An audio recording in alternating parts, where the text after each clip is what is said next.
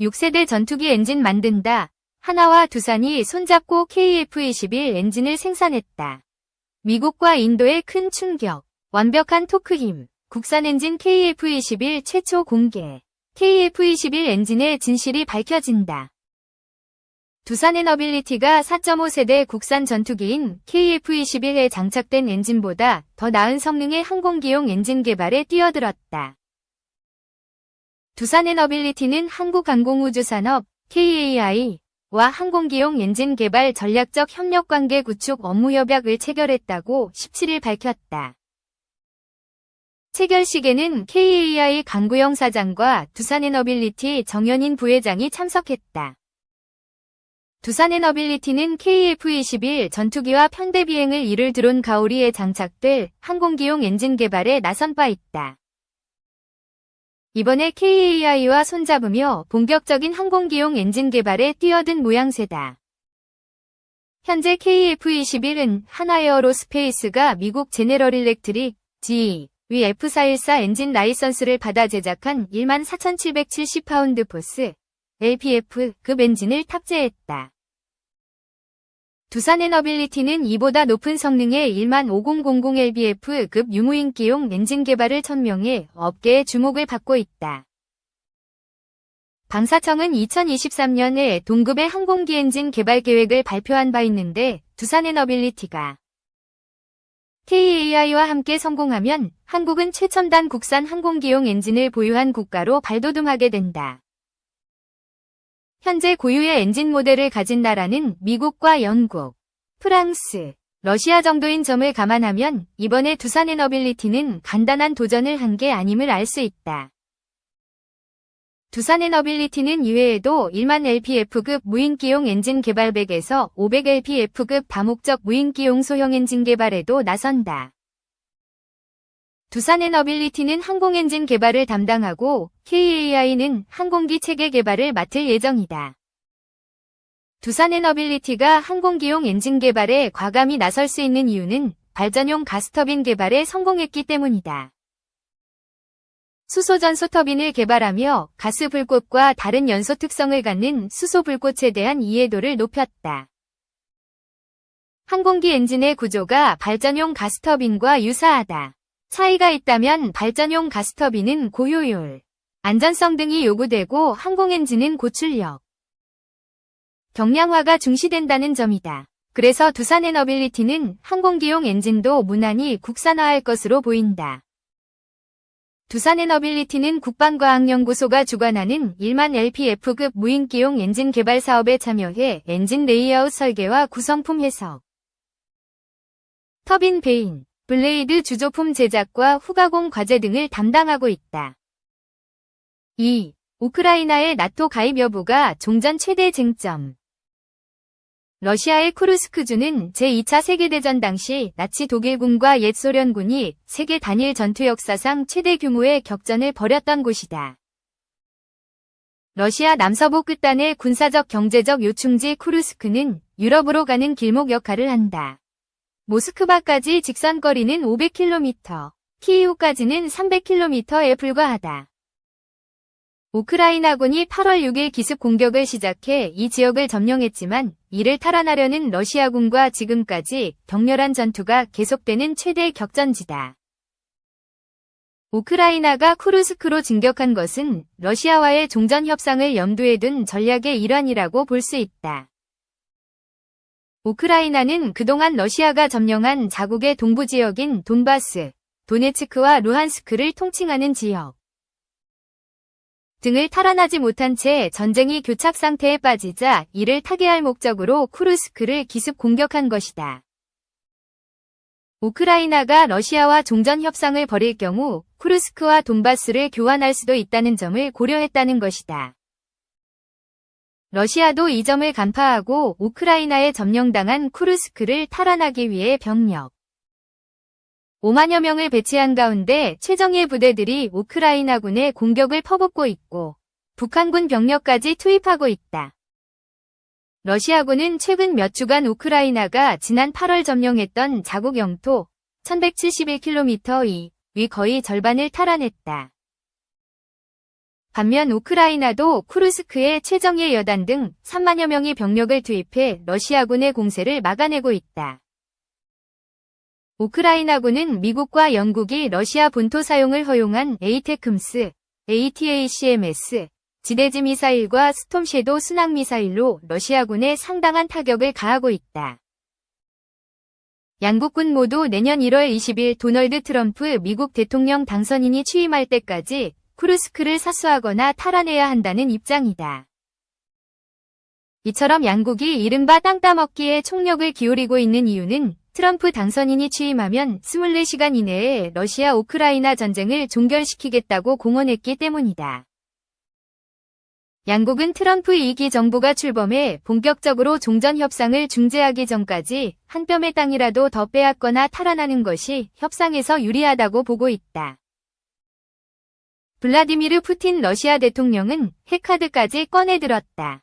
푸틴 대통령은 11월 19일 조 바이든 미국 대통령의 우크라이나에 대한 러시아 본토 미사일 공격 허용에 대응해 기존 핵교리, 독트린 핵무기 사용 규정, 위 개정을 담은 행정명령에 서명했다. 그 내용은 첫째, 비핵보유국이라도 핵보유국의 지원을 받아 러시아를 공격한다면 이를 양국의 공동공격으로 간주해 두 나라 모두 핵무기로 보복 공격할 수 있다는 것이다. 기존 핵교리가 핵무기를 보유한 교전 당사국을 핵공격의 대상으로 삼는 것에 비해 개정된 핵교리는 핵공격 대상을 확대했다. 둘째, 러시아와 동맹국에 대한 미사일 항공기 무인기, 드론, 공격 또는 이러한 공격이 대규모로 이뤄진다는 신뢰할 수 있는 정보가 있으면 핵무기 사용을 고려한다는 것이다.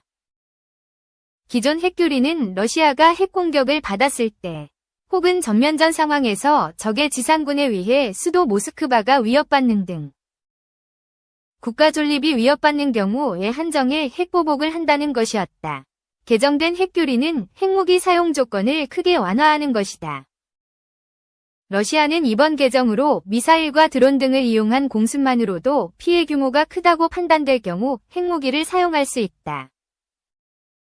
푸틴 대통령의 의도는 트럼프 당선인이 바이든 대통령처럼 우크라이나를 계속 지원한다면 제3차 세계대전도 불사하겠다는 것이다. 실제로 러시아가 11월 21일 극초음속 중거리 탄도미사일 IRBM로 사상 처음 우크라이나를 공격했다. 푸틴 대통령은 대국민 연설을 통해 서방이 에이테크임스 등 첨단 미사일로 러시아 본토 공격을 우크라이나에 허용한 것에 대한 대응 조치로 극초음속 IRBM 오렌이시크를 발사했다며 이 미사일에는 핵이 아닌 재래식 탄두가 탑재됐다고 밝혔다. 푸틴 대통령은 전 세계에 있는 최신 방공 시스템과 미국 유럽의 미사일 방어 시스템도 이런 미사일을 요격할 수 없다고 덧붙였다. 이 미사일은 핵과 재래식 탄두를 모두 장착할 수 있다. 톰 카라코 미국 싱크탱크 전략국제문제연구소 CSIS 연구원은 러시아가 이런 유형의 미사일을 사용한 것은 핵 위협을 확대한 것이고 이는 최근 핵교리 수정과 이어지는 맥락이라면서 푸틴의 의도는 앞으로 우크라이나와의 종전 협상에서 유리한 위치를 선점하려는 것이라고 분석했다. 푸틴 대통령은 11월 28일 카자흐스탄 수도 아스타나에서 열린 집단안보조약기구 CSTO에서 기자회견을 갖고 트럼프 당선인은 경험 많고 지적이며 해결책을 찾을 수 있는 정치인이라면서 러시아는 미국과 대화할 준비가 돼 있다고 밝혔다. 미국 언론은 푸틴 대통령이 자신에게 호의적인 트럼프 당선인이 중재할 종전 협상을 기대한다는 속내를 그대로 드러낸 것이라고 지적했다. 실제 트럼프 당선인은 11월 27일 이 문제를 전담할 특사로 키스 켈로그 전 부통령 국가안보보좌관을 내정했다. 올해 80세인 켈로그 내정자는 베트남 전쟁 참전용사 출신으로 퇴역 육군 중장인데 트럼프 집권 1기 때 마이크 펜스 당시 부통령의 국가안보보좌관과 백악관 국가안전보장회의 NSC 사무총장을 역임했다. 이후 친트럼프 싱크탱크인 미국 우선주의 연구소 AFPI 위 미국 안보센터장을 맡아 트럼프 당선인의 정책 고문 역할을 담당했다. 켈로그 내정자는 지난 6월 트럼프 당시 후보에게 러시아 우크라이나 전쟁 종전 방안을 제시한 적이 있다. 그 내용은 평화 협상을 통해 하루라도 빨리 전쟁을 끝내는 것이 미국의 이익에 부합하며 이를 위해선 우크라이나가 러시아에 점령당한 영토의 회복과 나토 가입을 포기해야 한다는 내용을 담고 있다. 우크라이나엔 무기 지원 중단을, 러시아엔 우크라이나 무기 지원 강화라는 압박 카드를 각각 내밀어 양국의 종전 협상에 나설 것을 요구한다는 것이다. 종전 중재안은 양국의 경계선을 종전 협상이 끝나는 시점에 전선으로 정하며 1300km에 달하는 전선의 양쪽으로 완충지대를 만들어 나토의 유럽 동맹국들 병력이 지키자는 내용도 담겨 있다. 켈로그 내정자의 제안은 6.25 전쟁을 끝낸 한반도 정전협정과 비슷하다. 미국과 중국, 북한은 1953년 7월 27일 정전협정을 체결하고 당일의 전선을 기준으로 총 길이 240km, 폭 4km의 비무장지대 DMZ를 만들어 남북한의 경계선으로 삼고 정전 상태를 중립국 감독위원회가 감시하도록 했다. 당시 한국은 이에 반대해 정전협정을 체결하지 않았다. 하지만 러시아는 켈로그 내정자의 종전 방안에 반대하고 있다. 푸틴 대통령의 최측근인 세르게이 나리시킨 러시아 대외정보국 SVR 국장은 11월 26일 모스크바에서 열린 제20차 독립국가연합 CIS 안보정보기관 회의를 마치고 기자들에게 러시아는 한반도식 시나리오를 포함해 우크라이나 분쟁을 동결하는 모든 방안을 강력히 거부한다고 밝혔다. 나리시킨 국장은 우리는 앞으로 수년간 지속될 견고하고 장기적인 평화가 필요하다며 이 평화는 무엇보다 러시아와 러시아 국민을 위해 보장돼야 한다. 이를 위해서는 우크라이나 분쟁을 일으킨 핵심 원인을 제거해야 한다고 밝혔다. 러시아가 반대하는 이유는 무엇보다 현재 전황이 자국에 유리하게 전개되고 있기 때문이다. 러시아는 우크라이나 영토인 도네츠크, 루한스크, 자포리자, 헤르손 4개 주를 강제 병합하는 등 우크라이나 영토의 27%를 차지하고 있다. 러시아는 현재 크림반도 전체, 도네츠크와 루한스크주의 80%, 자포리자와 헤르손주의 70%, 하르키우주의 3%와 미콜라이오주의 극히 일부를 점령하고 있다. 러시아는 도네츠크를 포함해 우크라이나 동부에서 빠른 속도로 영토를 확보하고 있다. 러시아군은 동부 지역에서 하루에 200에서 300m씩 진격하고 있으며 일부 지역에서 돌파에 성공했다. 미국 싱크탱크인 전쟁연구소 ISW도 러시아군이 최근 2023년보다 훨씬 더 빠른 속도로 진군하고 있다고 지적했다. 러시아군은 최근까지 총 2,700km 이위 우크라이나 영토를 추가로 점령했다. 이는 지난해 러시아군이 점령한 우크라이나 영토 전부 465km의 보다 6배 정도 넓다. 게다가 우크라이나는 북한군까지 합세한 러시아의 반격에 밀려 지난 8월 기습해 점령한 쿠르스크의 40%를 상실했다.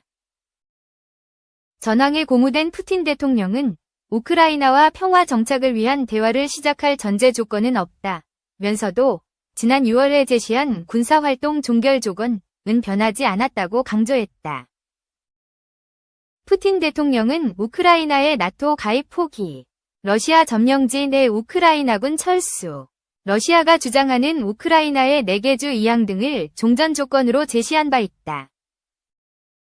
이 가운데 러시아의 가장 중요한 조건은 우크라이나의 나토 가입 반대라고 분석할 수 있다. 푸틴 대통령은 나토의 동진을 막겠다는 명분으로 우크라이나를 침공했다. 푸틴 대통령은 1990년 소련이 독일 통일을 승인하는 대신 유럽과 미국이 나토를 동쪽으로 확장하지 않겠다는 약속을 저버렸으며 미국은 소련과 맺은 각종 군축조약을 탈퇴하고 우크라이나를 나토에 가입시키려 하고 있다면서 이는 러시아 안보에 위협이 될 수밖에 없다고 주장해왔다. 카네기 모스크바 센터의 드미트리 트레닌 소장은 푸틴 대통령의 요구는 미국과 유럽이 우크라이나의 나토 가입을 절대 허용하지 않을 것을 공인하라는 것이라고 지적했다. 러시아의 입장에선 우크라이나를 서방의 안보 위협과 영향력을 방어할 수 있는 완충 지역으로 간주하고 있는 것이다.